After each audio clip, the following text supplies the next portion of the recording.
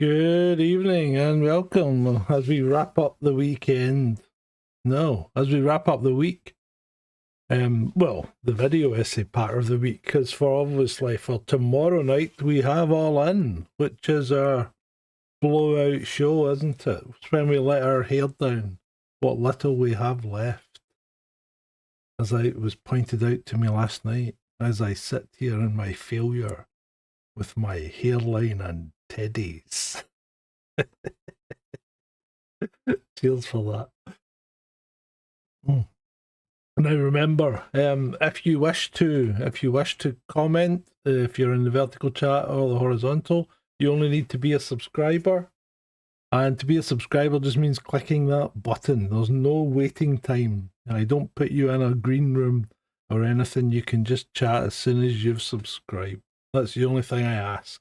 Well, I'll ask for money. I probably won't get any, but I will ask for it. It's not a holiday down there, soldier, no. I think it's a holiday up here anyway. Join the cult. Yes, join the cult. Hey, if you're going to be in a cult, you might as well be in a decent one. Right. Good evening, chat room. Loads of people in tonight. Beats and Tapes, Julie, Shanty, Espresso Mechanic, Emma. Who else we got? Soldier. Who's missing? Is it just, have you guys just saying a lot? Have I said everyone? Have I missed anyone? I said Emma this time, didn't I? Yeah. Right. Okay. I think I've got everybody at the moment. Dread Eye, obviously. Right. Getting colder. It's getting colder. The nights are fair drawing in, as they say. So tonight we're gonna dig into Palantir. Now, I've got two. I can't down tools, soldier. If I down tools, I won't be here to communicate to you. I've got to be here to report what's going on. Ben's even talking about coming out of retirement because he's so incensed by this digital ID. That'd be quite interesting. But you can be assured that we'll be digging into the digital ID tomorrow night. And big. Well, Starmer's obviously going to give us something to go on, isn't he? Because he'll probably set a target for next year. And we just need to resist. This needs to be our hill, mate. It does. It needs to be our hill. Can't let this come in, or you're going down the tubes. Right. Apart from that, what else have we got to cover? Tomorrow night, our friend's coming back on. So we'll welcome him there. So we shall see. We have a full house tomorrow night and a full calendar because there's plenty. My colleague says, soldier. Yeah, I know how you viewed it. I know how you feel. Right, here we go. Let's get on with tonight then. So, good evening all. Settle in. Because this might be quite a long one. I'm not sure. What I'm about to lay out for you over the next hour or an hour and a half or whatever is quite possibly the most damning case of corporate capture and systematic corruption in the history of the NHS. And that's saying something, given the absolute state of healthcare politics in this country.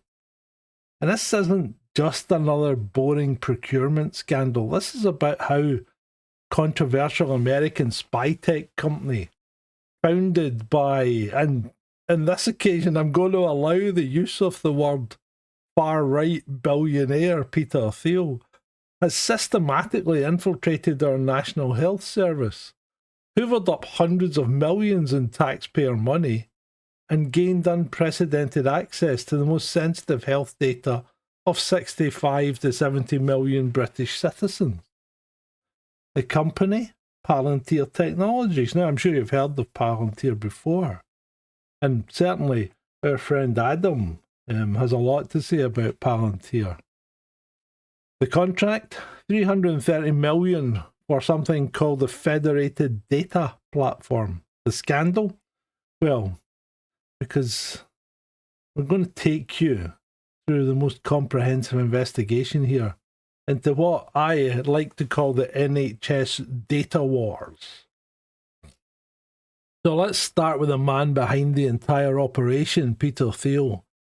Born in Germany in 1967, this billionaire tech investor isn't your run-of-the-mill Silicon Valley type.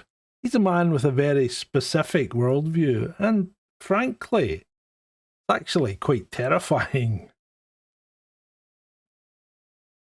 If you remember back, Thiel co-founded PayPal with someone else that we know quite well in this world today.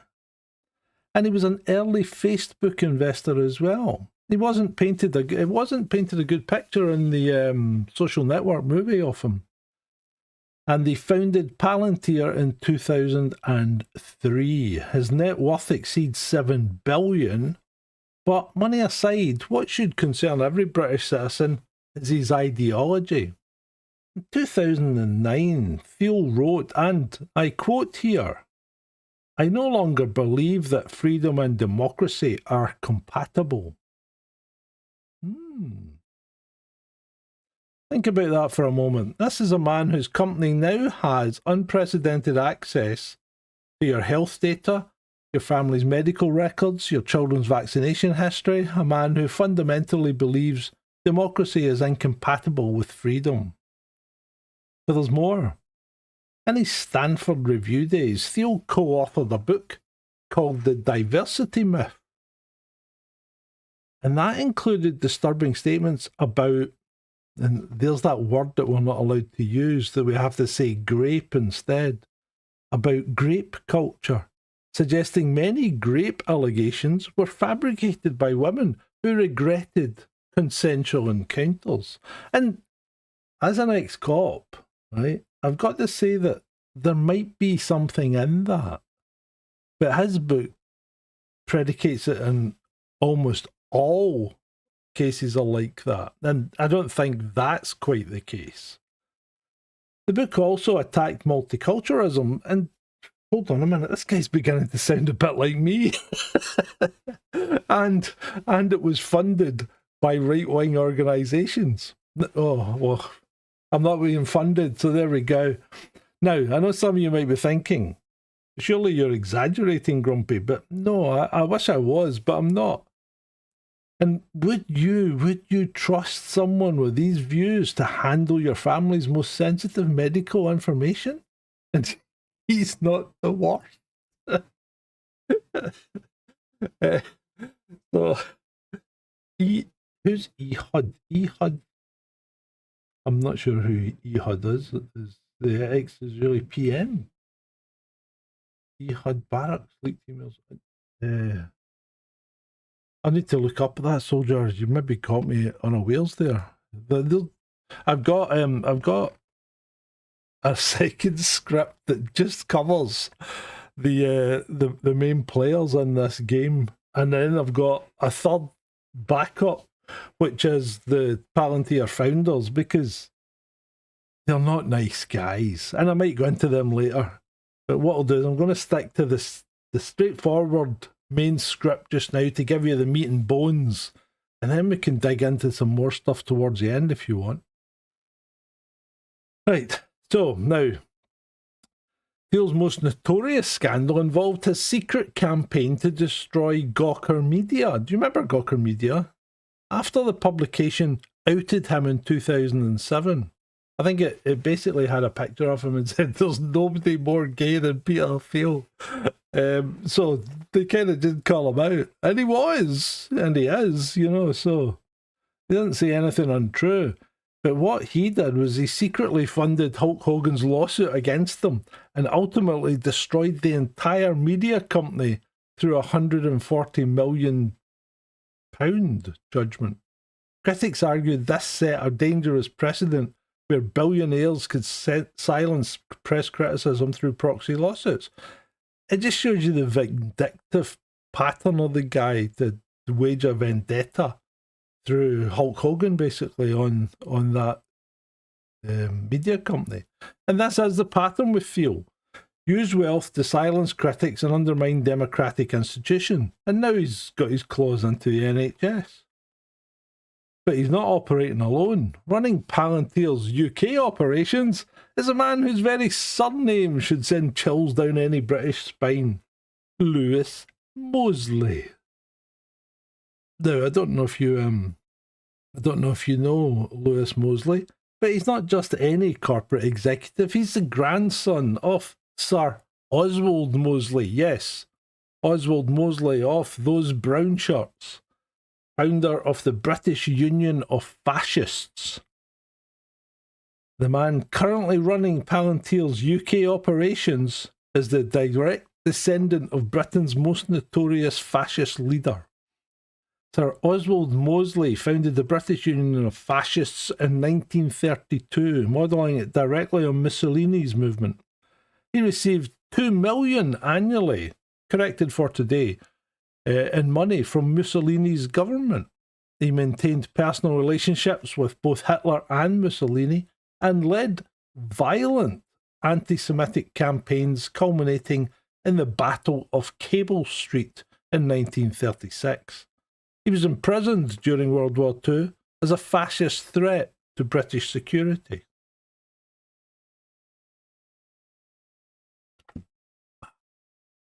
After the war, Oswald Mosley founded the Union movement, promoting Holocaust denial and white supremacism. He even paid for the Nazi officials' children to visit Britain for educational exchanges.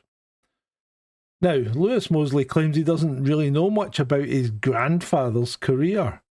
And that's either the most staggering case of willful ignorance in British political history, or it's a blatant lie. I mean, everybody knows about Mosley. Given the extensive family documentation and his grandfather's notorious historical record, I think I know which one I believe. The guy's lying through his teeth. How many of you guys know your grandfather's profession? Yeah? I mean, you probably know much of what your grandfather did. Yeah. So the idea that Lewis Mosley, Oxford educated and politically connected, doesn't know about one of the most documented fascist leaders in British history is laughable. As head of Palantir UK, Mosley has overseen the company's aggressive expansion into British government contracts. He's described their strategy as, and I quote, buying our way in and hoovering up smaller contractors to take a lot of ground and take down a lot of political resistance. And notice the language here. It's kind of military terminology. Taking ground, taking down resistance. This isn't the language of a healthcare movement.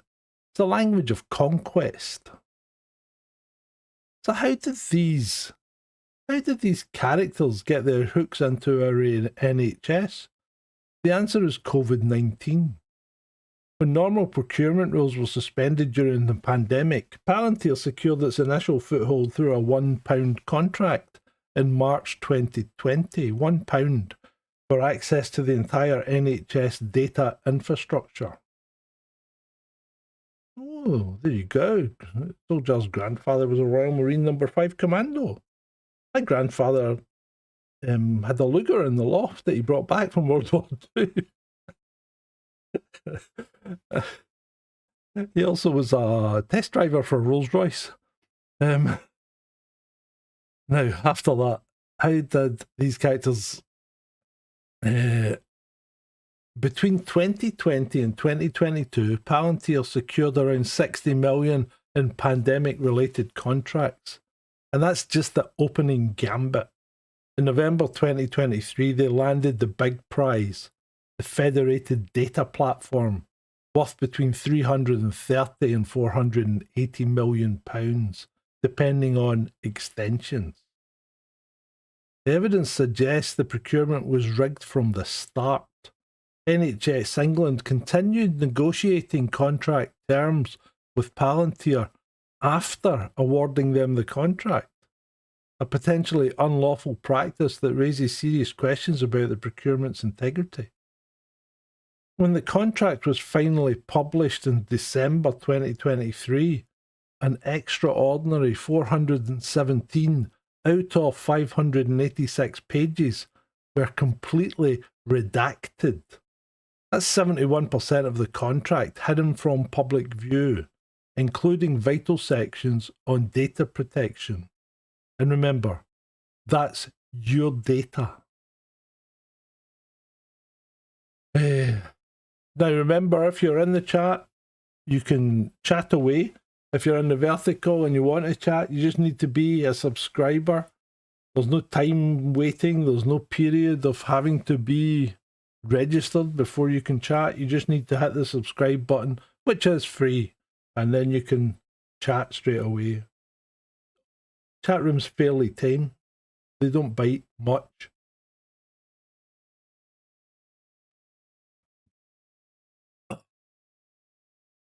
Right. Despite right, so you as a taxpayer are paying $330 million for a contract you're not allowed to read. That's interesting, isn't it? Your health data has been handed over under terms you're not permitted to know. Where's it being kept? Does that sound like democracy? Despite NHS England's claims that the contract was assessed by 30 individuals, including clinicians and information governance experts, freedom of information requests for the names and roles of these assessors have been rejected. This opacity prevents public scrutiny of potential conflicts of interest among those who selected Palantir. Now, and this is where the story gets a little bit more ugly, because Palantir didn't just buy their way into the NHS. They've systematically gone about recruiting the very NHS officials who were supposed to be regulating them.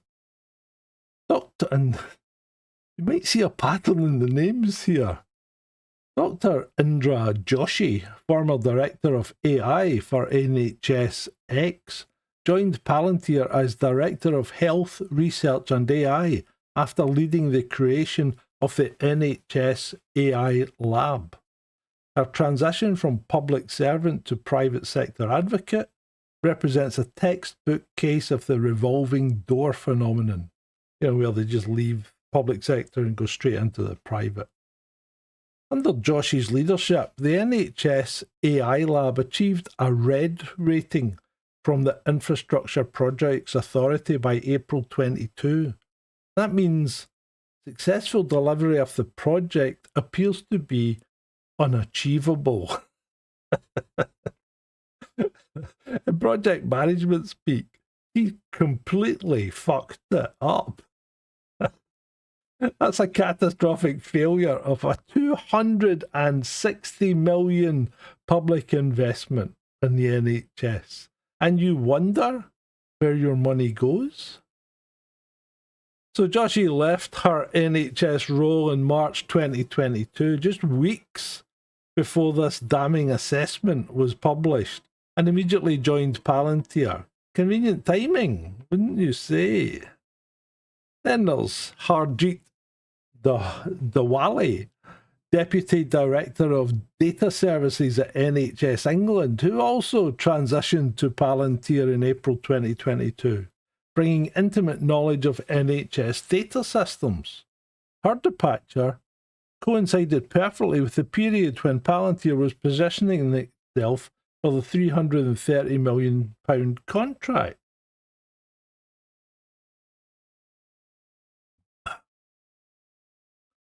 Are we seeing a pattern here? Senior NHS officials overseeing data systems suddenly jumping ship to join the very company that's bidding for NHS data contracts. If this happened in a developing country, we'd call it corruption. What do we call it when it happens here? Good business practice? And let's not forget, the revolving door doesn't stop there. Matthew Swindles, former Deputy CEO of NHS England, joined Global Counsel in 2019. Global Counsel? Global Counsel is a consultancy firm that lists Palantir as its client. His influence continued through his chairmanship of Chelsea and Westminster Hospital, a flagship Palantir user. And then we have Leo Doherty, former Conservative Defence Minister responsible for digital services for the armed forces, who joined Palantir as a paid advisor on AI trends and geopolitical risk after losing his seat in 2024. And then we come to the political establishment figures who facilitated this corporate capture. At the centre of this web sits none other than Peter Mandelson. Yes, Mandy himself, co-founder of Global Counsel, the aforementioned consultancy firm, and former Labour cabinet minister, and recently sacked UK ambassador to the United States of America. Mandelson's career is a masterclass in scandal management, isn't it? In 1998, he was forced to resign from his first cabinet position after taking a £373,000 interest-free loan from fellow Labour MP Geoffrey Robinson, whose business dealings just happened to be being investigated by Mandelson's department. In 2001, he resigned again amid allegations he had improperly intervened to help Indian businessman S.P.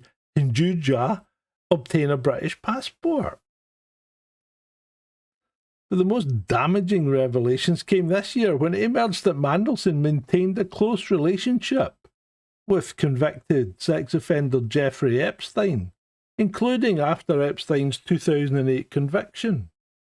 Bloomberg published emails showing that Mandelson referred to Epstein as his best pal and suggesting Epstein's conviction should be overturned. Now remember, Starmer knew about these emails before he appointed him as the ambassador. Why? Why would you? Did he think they were never going to come out? So, if you had someone like me sitting here saying, "I've my best pal's a convicted offender,"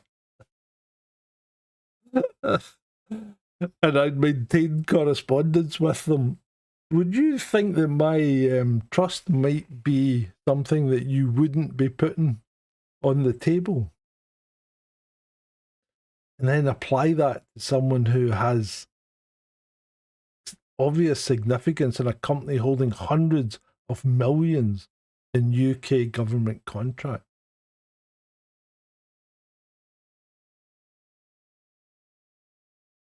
Just crazy.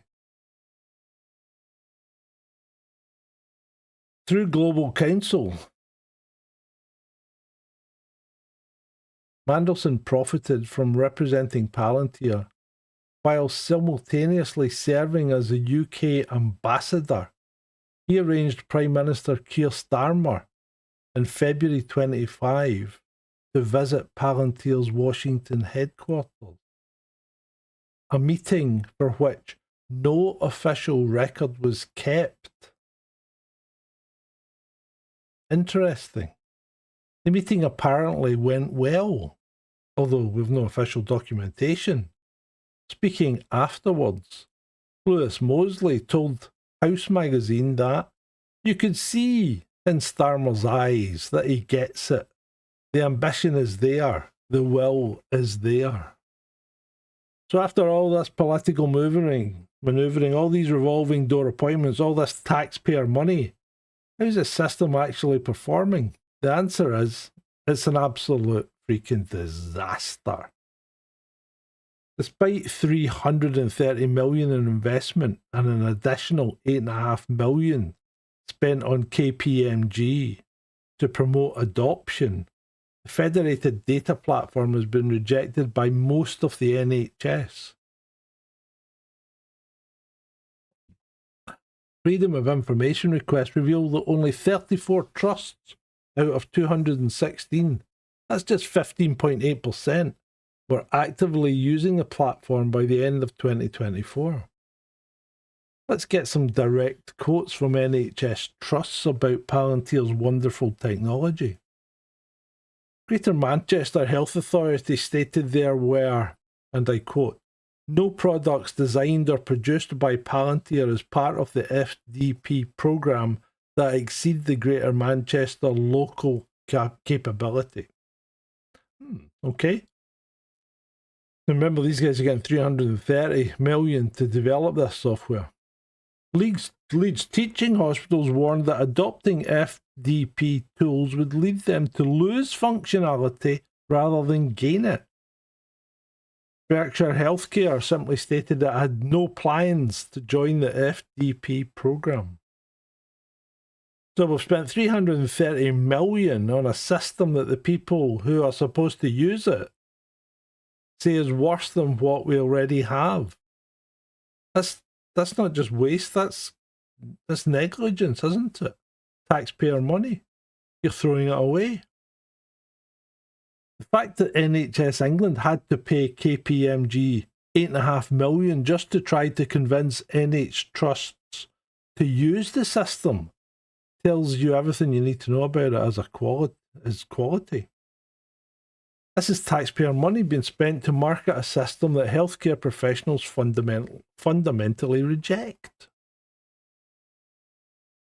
The implications of the scandal extend far beyond our shores as well. Palantir's software platforms have been used for mass surveillance operations by the NSA, GCHQ, US immigration enforcement, and deportation operations, military targeting systems in active conflict zones, and police surveillance and predictive policing systems. Most disturbingly, evidence suggests Palantir technology has been used in Israeli military operations in Gaza, potentially making the NHS complicit in war crimes through its data partnership. Healthcare workers have organised protests against Palantir's NHS involvement, citing this company's role in what they characterise as genocide in Gaza.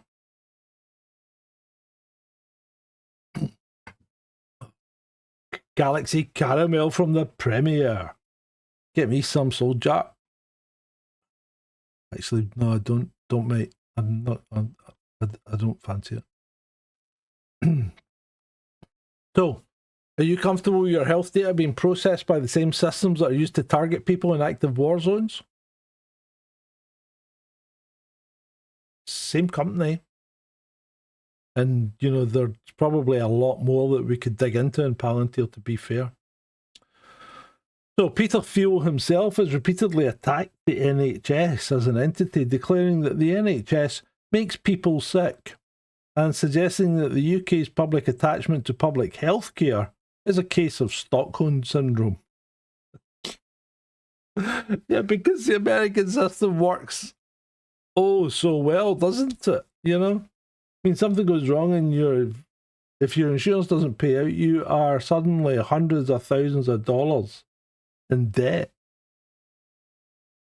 His influence over UK health data represents an unprecedented foreign intrusion into British healthcare sovereignty. We're talking about one of the world's most valuable health data resources, covering over 65 million people, with detailed longitudinal health records being placed under the control of a US company with deep intelligence agency connections.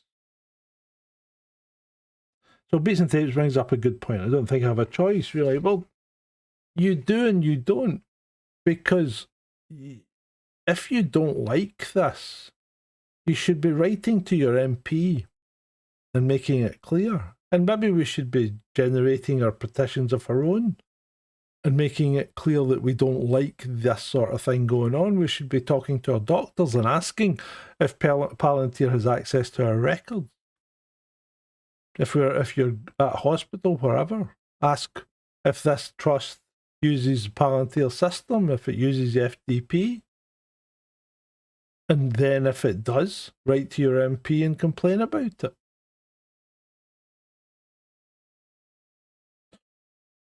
So fortunately, not everyone has rolled over for the corporate makeover. The Good Law Project has led the fight for transparency, launching multiple legal challenges against NHS England's handling of the Palantir contract. Their actions have forced the republication of the contract with fewer redactions, although crucial sections still remain hidden. Foxglove, another legal advocacy organisation, has challenged the FDP's legal basis, arguing that patients should have clear opt-out rights from data sharing. And, it's your data, and it's your very personal data. Surely you should have the choice whether that is shared with anyone other than your immediate doctor or healthcare team. This is an ethical minefield here, isn't it? Because why is there any need for your records to be exposed to anyone out with the people that are actually dealing with your health? Remember the old days when you used to move doctor and you would go in and they would give you your records and you would take them to the next doctor that you were then registering with. So, it's... I think we've got to be careful when we do this, because this is critical data. This is data that can make a massive difference to anything. Well, that's exactly it. It's Espresso Mechanic. There's the oath as well, isn't there? They're not supposed to share any of your health information that you haven't allowed them to share. So, the British Medical Association passed a motion. Sorry. Did I finish the Foxglove thing? Oh yeah, their analysis suggests the entire platform may lack proper legal foundation under the UK data protection law. The British Medical Association, the BMA, passed a motion declaring Palantir an unacceptable choice of partner and calling for contract termination. The motion, supported by frontline doctors, cited concerns over ethics and transparency failures, discriminatory policing software history, and links to US government surveillance operations, and lack of evidence for system efficacy. So when the doctors, the people that are actually doing the work and know the healthcare system, are telling you the system is dangerous and ineffective, maybe it is time to listen.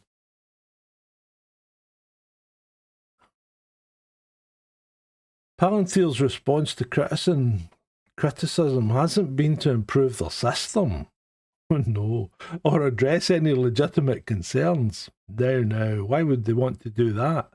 Instead, they've engaged in covert operations to silence their critics. The company hired Topham Guren, the controversial PR firm behind Conservative Party digital campaigns, to orchestrate a covert influencer marketing campaign targeting critics. This campaign specifically targeted the Good Law Project, offering social media influencers between £750 to £2,000 to post pro-Palantir content without disclosing the company's involvement. This operation violated NHS England contract terms and demonstrated Palantir's willingness to use deceptive practices to shape public opinion. When a company has to resort to secret propaganda campaigns to defend their work, what does that tell you about the quality of that work? That's pretty sneaky. Imagine if you started paying people to post positive comments about my YouTube videos without revealing I was paying them, huh? You'd call that deceptive and dishonest, wouldn't you? You would. So why would we accept it from a company handling our health data? We shouldn't. That's probably Emma. DWP will make claimants of any kind made to give ID in order to receive their money or credit. Well, yeah, if they get it pushed through, this could be it could be a hell too far, and we'll talk about it in depth tomorrow night. But I think this could be the straw, hopefully, because I don't think, and I might be wrong, but I think the level of pushback he's going to get against this is going to be immense. I think William Hague's talking nonsense. He's saying the majority of vote. Well, let's face it, the majority of people didn't vote the last time. So maybe the majority of voters are quite happy about it, but we'll get to that tomorrow. Yeah. It is all business, beats and tapes. It's all business, mate. That's all it is. Just them doing business. Right. Let's talk the numbers, because this on the scale of financial scandal is fairly impressive. So the primary FDP contract, £330 million over 7 years to Palantir.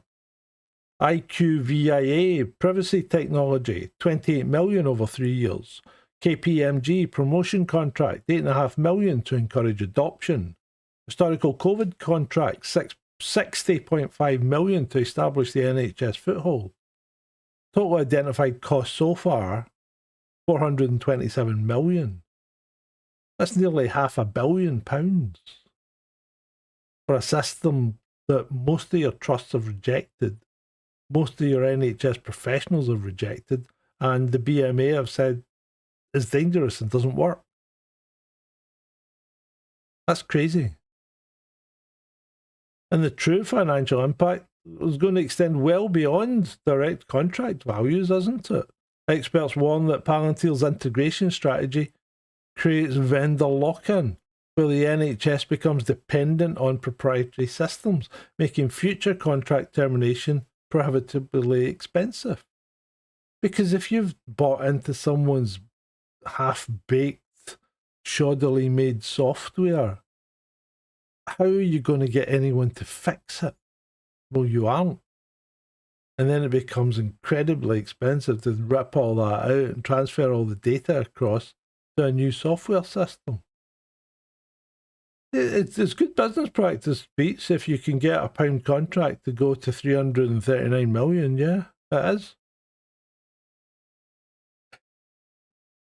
So 427 million could have funded approximately 8,540 additional nurses for a year average NHS salary, or 170 new GP practices, or 85 new MRI scanners. Instead, we spent it on a system that makes healthcare worse, not better. Kind of crazy. The opportunity costs are staggering. The money could have gone to frontline medical staff, medical equipment and infrastructure, in-house digital capabilities, public health programming, or direct patient care improvements. Instead, it's lined the pockets of American billionaires and their political enablers. And you can more or less guarantee that this software has been written by a software team in India, and that's why it's just junk and it's not fit for purpose. So what we're looking at here isn't an isolated incident or a series of unfortunate coincidences. This is a systematic long-term strategy by individuals with demonstrated willingness to exploit public institutions for private gain. And again, the pattern that we've talked about before and this week and last is clear. Emergency exploitation. Use a crisis situation like COVID to bypass the normal procurement rules. There was no competition to them. Whole thing's rigged. The revolving door recruitment. Systematically recruit key officials who understand the system from the inside. Use lobbying firms and political connections to gain access to decision makers. Peter Mandelson. Exploit loopholes in emergency powers to avoid competitive tendering. Use PR campaigns and legal pressure to silence the opposition. And create technical dependencies that make contract termination prohibitively expensive. And I think it was Accenture that did the same thing with the Scottish police. And they spent a fortune, like something like 60 million, and got nothing for it. Nothing.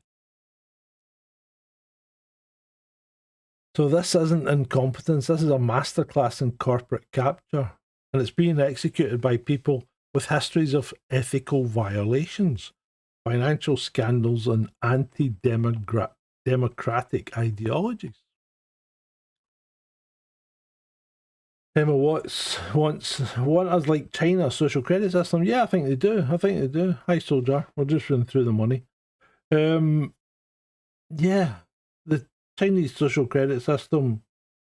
It's obviously something that these guys, wet their pants over, and yet we're not China. We aren't Chinese, and it's a different culture, and you'll get a lot more pushback.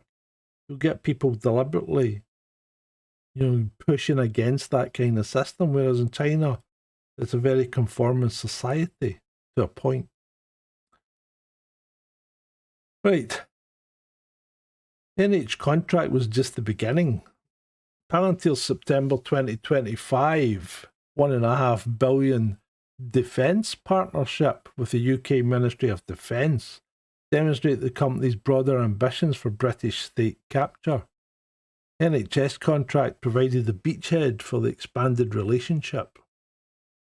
Leo Docherty, the former Defence Minister who joined Palantir, remember, oversaw the very digital services units that became Palantir's most lucrative UK government clients. The Ministry of Defence's Defence Digital Unit awarded Palantir an £80 million contract without competitive tender. The pattern of systematic recruitment of defence officials continues, including Damien Parmenter, Senior MOD Director General, Lawrence Lee, the MOD's former Second Permanent Secretary, and Polly Scully, the MOD's former Strategy Director.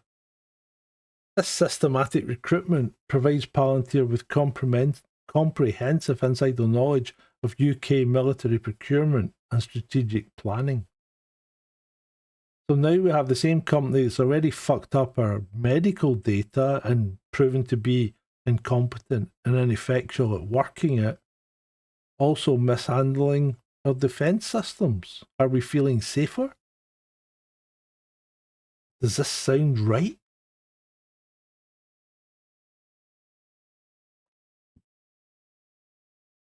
Yeah, you're right, Espresso Mechanic. The Chinese don't like the social credit system. They have been brought up to bow a lot.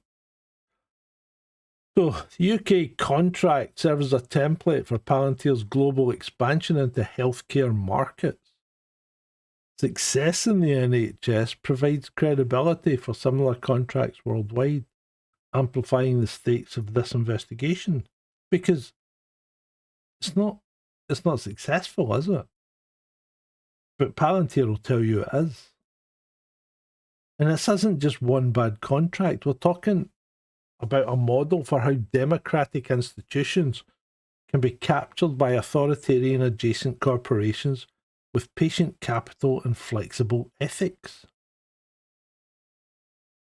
Other countries are at the moment watching to see how Britain responds to this corporate capture. If we allow it to succeed, expect similar operations targeting healthcare systems across Europe, Canada, Australia and beyond. I think Canada's got a free point of use system as well, very like our own. The question isn't whether we can afford to cancel this contract, it's whether we can afford not to. Because if we don't stop this, and now, it will become the template for public services worldwide, which isn't going to be good for anyone in the long run. Mini cheddars. Good grief.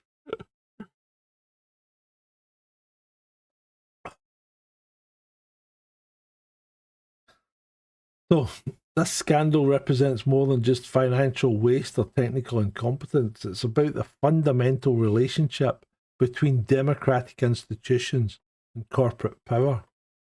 The systematic circumvention of competitive procurement, the exploitation of pandemic emergencies, the use of deceptive public relations campaigns, and the revolving door between public service and private profit all represent attacks on democratic governance itself. And when former NHS officials can immediately join companies bidding for NHS contracts, when contracts can be awarded and then renegotiated in secret, when 71% of a public contract be redacted from public view, when companies can pay influencers to secretly promote their products, democracy's not weakened. It's just made meaningless at this point. This is complete and utter corporatism gone mad. This is rollerball, demolition man, isn't it? All the companies are controlling everything. I mean, if you believe in democracy, this can't be something that you could even contemplate should be allowed to happen. What about this revolving door thing? Should those people not be, should they not be on some kind of gardening leave? I mean, I know it sounds ridiculous, but if someone's a public sector, they shouldn't really be allowed to move straight to a company that's currently trying to get a contract with the department they worked with. That just doesn't sound right. There's a clear conflict of interest. Maybe we need to put some rules on that. And I'm not one for imposing rules, because I think we have enough already, but it sounds like that's being abused by corporations rather than, it's not just people taking it, well, obviously they're taking advantage of the circumstances, but the corporations are abusing this ability.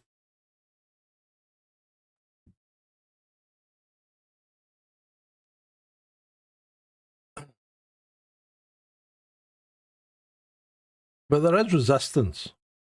NHS workers have blockaded NHS England headquarters. Doctors have passed resolutions rejecting Palantir. Legal organisations are mounting court challenges. Investigative journalists are exposing the truth. And campaigns like No Palantir in the NHS are growing nationwide. The fight for transparency continues through organisations like the Good Law Project, Foxglove, and the British Medical Association. Their work represents the last line of defence for democratic accountability in an era of increasing corporate power over public services. Healthcare workers themselves are leading the resistance. These are the people who went to medical school to help patients, not to enrich American billionaires. And when they tell you a system is harmful to patient care, maybe we should listen to them. We've all got skin in this game, because this is our health system. This is the health system that we use. What do you think? Should we be more active about trying to protect it? Because it's not someone else's problem, it's all our problems.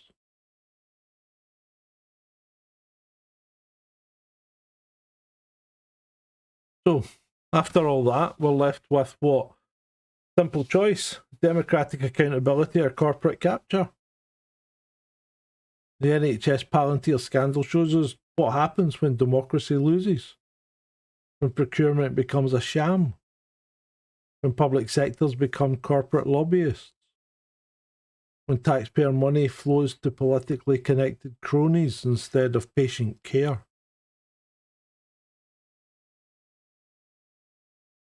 So the real threat to the NHS doesn't come from traditional political debates about privatisation. It comes from the stealthy corporate capture that occurs when democratic oversight is weakened and public accountability is undermined. So, are you going to do anything about it? Are you going to write to your MP? Are you going to ask your doctor? You tell me.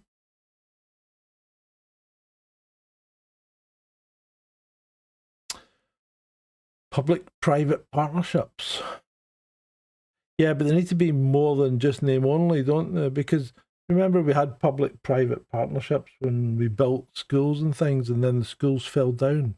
I don't know if you know that one, but they built a stack of schools in Scotland with public-private partnerships, and they built them to the lowest common denominator, and then walls started falling down, and yet councils were tied into paying for these schools at exorbitant rates for many, many years. It just didn't work. Absolutely crazy. Peter Thiel once said he no longer believes freedom and democracy are compatible. The NHS-Palantir scandal is his attempt to prove that thesis correct by capturing one of Britain's most beloved democratic institutions. Our job, I suppose, is to try and prove him wrong. So we either fight for democratic control of public services, or we hand them over to billionaires who fundamentally despise everything these services represent. What side are we on? I suppose it is, soldier. But it's not really a partnership, is it? As we've seen, it's a capture. The NHS and Peter Thiel aren't compatible. No, they probably aren't. So, is there anything else you want to go into? Do you want to go into the rest of the Palantir founders, or do you want to have a look at any of the other people that are behind this? Or have you had enough? Because I was hoping we were going to be a bit more upbeat tonight, but no, we're going to have to wait till tomorrow night for All In.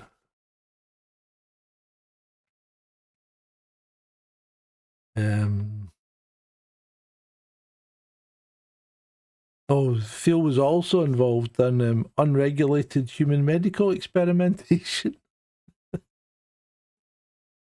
Funded $4 million of a $7 million investment in unregulated herpes vaccine trials on human subjects in the Caribbean island of St. Kitts, widely considered unethical medical experimentation. Thiel donated $1.25 million to Trump's 2016 campaign and has continued supporting far-right political movements. He mentored J.D. Vance, now Vice President, whom critics describe as Peter Thiel's intern due to their extensive financial and professional relationship. Oh, sorry to hear that, Espresso. Maybe you can catch up later, mate. Thiel consistently demonstrates a willingness to use wealth to silence critics and undermine democratic institutions.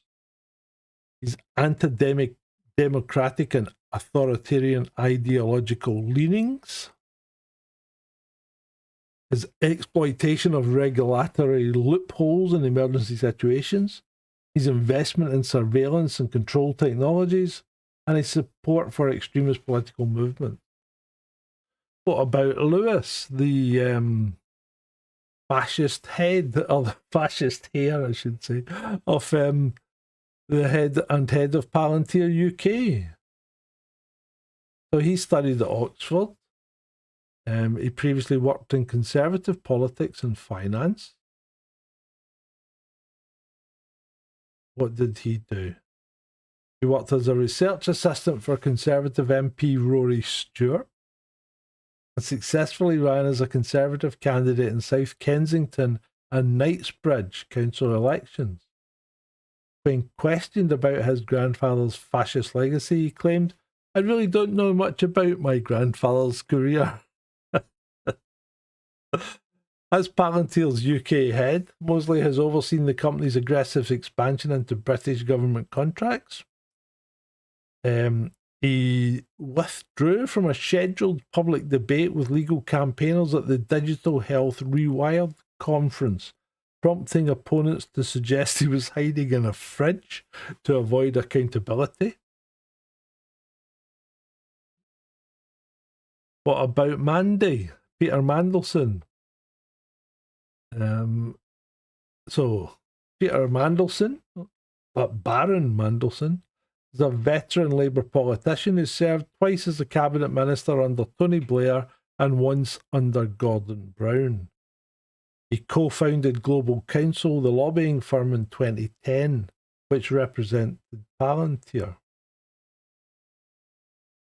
Mandelson was forced to resign from his first cabinet position after they'd taken that loan. He resigned from the second one over the passport, and then he obviously got fired from the UK ambassadorship as a result of his Jeffrey Epstein connections. Through Global Counsel, Mandelson profited from representing controversial clients, including Shell, lobbying on climate issues, Palantir, the NHS contract, and various other corporations seeking government influence. His stake in Global Counsel was estimated at $10 million when the firm cut ties with him in 2025, probably as a result of his Epstein association. Matthew Swindles, the NHS corporate revolving door exemplar, former deputy CEO of NHS England, now senior advisor at Global Counsel. Swindles was ranked as the fourth most influential person in the NHS during his time as Deputy Chief Executive and Director of Operations at NHS England. He left the NHS in July 2019 to join Global Counsel as a senior advisor.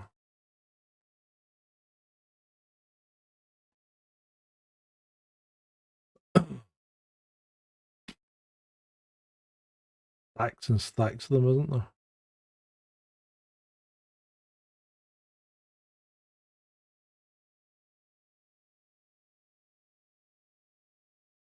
So,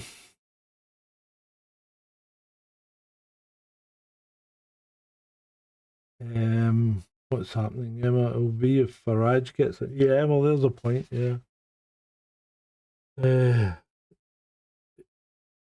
Farage does believe in the American system. Yeah, I mean, I don't think Farage is a panacea for anything. He will obviously be jumping on this.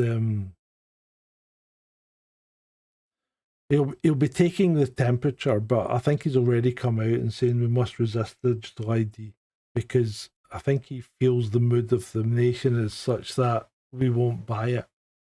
And therefore he's going to jump on that side because he wants votes. And this really could be Starmer's downfall, this digital ID thing. It's I know you put everything in at the start of your term so you can get everything in place and then ease off the gas towards the end so people think you're not that bad and vote for you again. But I don't know. I don't know if this is going to work for Starmer. I was listening to him in the preamble there, talking, and he's got the voice of a robot. He's just horrible. A horrible, horrible man. Well,